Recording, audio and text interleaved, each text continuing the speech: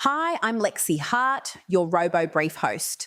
Today, humanoid design goes minimalist, a laundry robot ships for the price of a used car, and Carnegie Mellon's snake robots slip into a real earthquake zone. 3 stories, 1 theme. Robotics is finally optimizing for the boring stuff that actually ships. First up, Boston Dynamics is now describing its all-electric new Atlas as an order of magnitude simpler than the hydraulic Atlas that came before it. In engineering, an order of magnitude means roughly 10 times. 10 times fewer failure points, 10 times easier to diagnose. And when a factory technician can swap a component in one shift, humanoid robots stop being research projects and start being industrial tools. Boston Dynamics is already deploying new Atlas at Hyundai plants, and this simplification message is the real competitive signal to Figure, Agility, and Tesla. The race is won in the maintenance bay, not in the demo reel.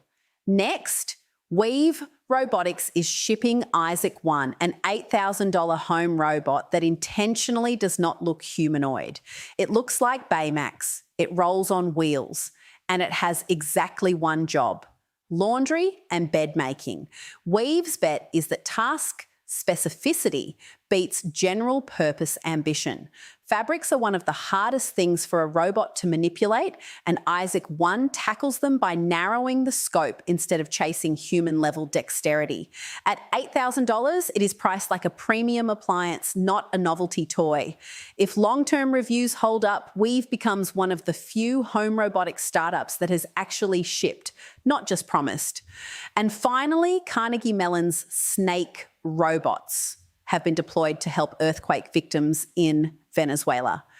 Howie Chose's team has spent more than a decade turning modular articulated snake robots into disaster response tools.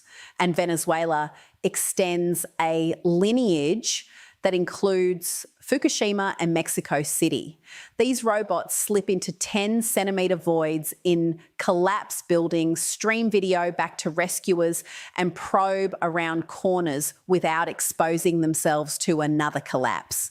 What is most important is not the hardware alone. It is that disaster response agencies are now treating robots as formal parts of the response stack, not one-off experiments. That is your daily RoboBrief. If today's stories helped, hit subscribe and check out robobrief.tech for the full daily briefing.